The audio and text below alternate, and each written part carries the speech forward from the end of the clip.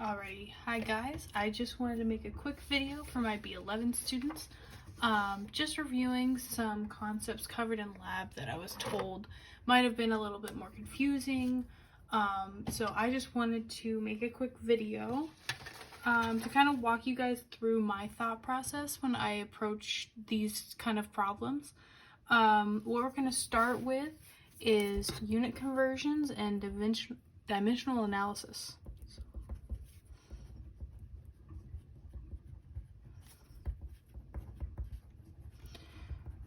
Alrighty, so one thing that I know is that not everybody might hear the term dimensional analysis and know what it means, and that's completely fine. It's the same thing as unit conversions. Dimensional analysis is just something that's a fancy term, and usually chemists use it. So, but it does apply to biology as well. So the main question that I had presented to me was, how do we convert between two different units? Valid question. This was a lot of, I think, lab 1 for you guys. And it really is just this key term of unit conversion or dimensional analysis. So let me start off with an example problem. How many pounds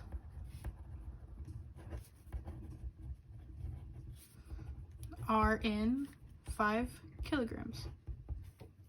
Okay. So what I like to do is I like to say, okay, what am I given? So this is my given. And then this is what I'm looking for, is pounds. So this is the question aspect. Alrighty. So my step 1 is going to be to gather my information.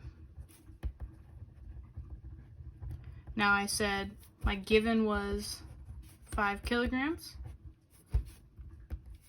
My needed, I'll call it, is pounds. And one other piece of information I need in order to link these two is going to be the conversion factor.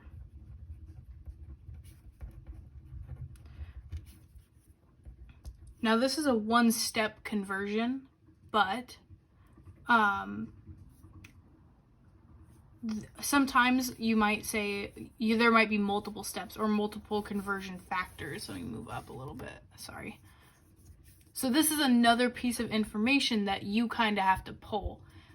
These are usually going to be given to you in the question itself. So your conversion factor for this specific problem is going to be that 1 kilogram equals 2.2 pounds. Now we can write this in several ways. We can write it how I did here, or we could say something like 1 kilogram over 2.2 pounds, or 2.2 pounds over 1 kilogram. Now this is how they would teach you in specifically chemistry on how to do these types of conversion factors, but it is pretty much universal. And it's very useful. So this is going to be your step 2 in setting up your problem. Set up. So you're going to start with your given. And that's going to be your 5 kilograms. Okay. And then you're going to multiply across your conversion factor. And what you want to do is you want to cancel units. So your units here are going to be kilograms. And if you put kilograms in the denominator here, they'll cancel.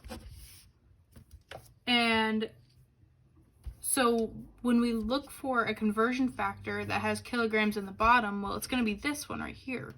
So 1 kilogram is equal to 2.2 pounds. We have one on the top and one on the bottom, so they'll cancel. Our remaining units would be pounds. So then we can just do some quick math. 11. It's going to be 11 pounds. That would be our answer. So this is going to be one of the more complicated ones because you're converting from two, this is empirical and this is metric.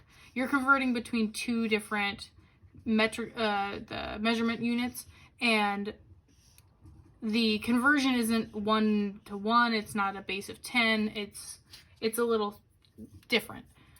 So good job we got here. I just also wanted to note how, let me move up a little bit more. I also wanted to note how the metric system does work and how easy it can be to transfer between different units. So we have our middle ground here. This is going to be our base unit. It could be anything. For the sake of simplicity, I'll use a meter. So our meter is the base unit.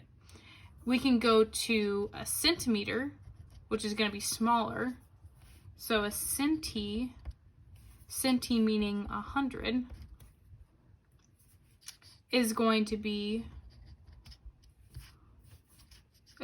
basically say there are 100 centimeters in 1 meter. And if we took it one step down into a milli, which is 1,000, then we're saying there are 1,000 millimeters in 1 meter. Same thing if we went higher. If we go higher and we say that we have a kilometer, which is real, not typically used, but if we say we have a kilometer, now that's going to be a base of also 1,000, but it's going to be 1,000 times bigger than a meter. So when we say we have a 1 meter here, that means we're going to have 0.001 kilometers. I just realized I'm saying kilometers when it's kilometers. That's kind of funny. Okay. My bad on that one. We do use those quite often in long distances, similar to miles and stuff like that in the UK. So yeah, that's kind of funny. But you can see how our base can go from, if we're going into smaller increments, there's going to be a larger number of them. And if we're going into larger increments, there's going to be less of our next unit. And then you could also express these conversion factors as saying, okay, I'll write it over here, like in 1 meter, there's going to be 100 centimeters. And then you can use that conversion factor like we did up here and right here. Or you could also say that in 1 kilometer, because I'm going to say it correctly this time, there are 1,000 meters. This would be technically correct, and the same as saying that there are 0.001 kilometers in 1 meter. Those are both the same. When you make a conversion factor, you're saying how many of this unit are in this unit. And this is also sometimes expressed as a negative exponent. Same way that this could be expressed as a positive exponent. This could be 1 meter over 10 to the second power. If you were to plug this into your calculator, you would get 100. Same thing with let me find a little more room. This is just going to be a off to the side thing. Same thing if you were to say, okay, 0.001 is the same as, if you look at scientific notation, 1, 2, 3, 10 to the negative 3. That's how you could express that. So,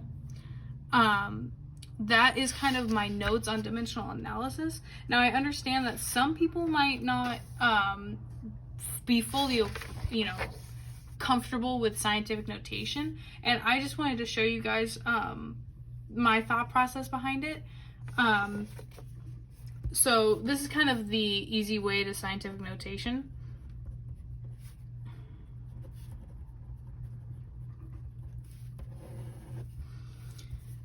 What you'd like to look at is where the decimal is and how you're multiplying it. So I'm just going to do something pretty simple. I'm going to say 2.2. Now 2.2 as it is just 2.2, right? Now if I were to tack on 10 to the third, this is a scientific notation, and we could say that this equals 2, and then what we want to do is we want to take the decimal and move it 3 times over. So we're going to go 1, 2, 3. So it is equivalent to 2200. So that's kind of your scientific notation, the easy way. Now, there's also how we can go back the other direction. So if I said 2.2 times 10 to the negative 3, this is also scientific notation. And what we want to do is we want to move that decimal the other direction. So we started here, 1, 2, 3, 0, 0. So it's going to be 0.0022, because that's where our decimal wound up, right here. And so these two are equivalent, and so are these two. That's probably the easiest way, is to just take your exponent and move it according to the sign and the direction. So every loop is going to be 1. Every positive exponent is going to be to the right, and every negative exponent is going to be to the left. So that is kind of my 101 scientific notation, the easy way.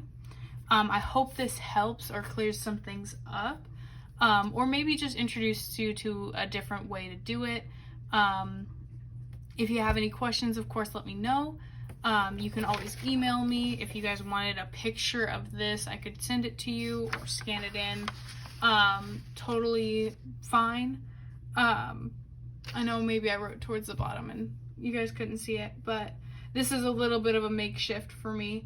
I just wanted to get this out before your first exam. And of course, good luck studying. I will be open to questions today. I could just send a quick email back, or tomorrow morning as well.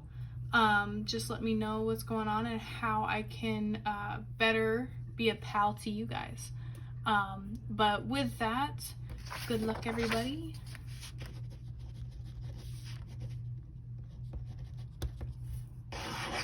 And I'll see you guys in lab.